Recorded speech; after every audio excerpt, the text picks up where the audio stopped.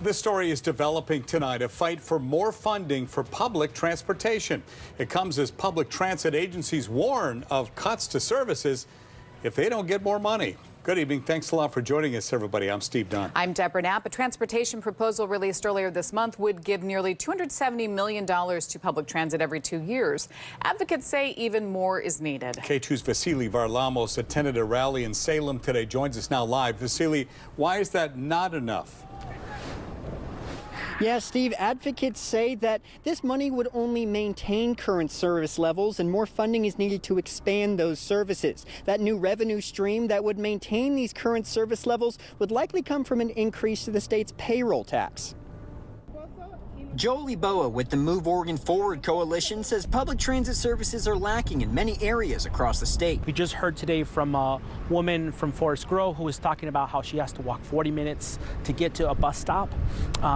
That's just unacceptable. A transportation proposal from state Democrats would increase the payroll tax by 0.08%, which would generate $268 million for public transit every 2 years. Public transit providers say they need more funding, otherwise they could face up to 30% cuts to services. Democratic Senator Con Pham says increasing the tax by that percentage is not enough to expand services. Frankly, 0.18 is just enough for the next 2 years to maintain current service levels so that people who currently depend on their local bus route can continue to get to count on that reliable bus. I asked the senator about concerns from non-public transit users about increasing taxes. The senator says the transit system is a public good for all Oregonians. If you drive and you depend on uncongested roads, we need to have public transit so that people have options. It helps breathe cleaner air for all of us. Republican Senator Bruce Starr says this is just a proposal and lawmakers need to work together to figure out what's best for Oregon's transportation system.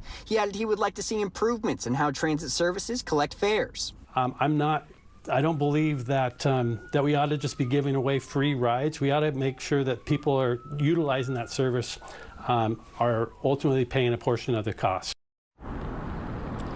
Senator Starr says lawmakers will discuss this transportation proposal more over the next few weeks. We'll keep you informed of any updates to this proposal. Live in Salem, Vasily Varlamos, K2 News. Vasily, thank you. TriMet says without an increase in transit funding, it'll be forced to cut services. The agency says under the current proposed 0.08% increase, it would have to start cutting service by July 2027. That first year, TriMet would cut 15%.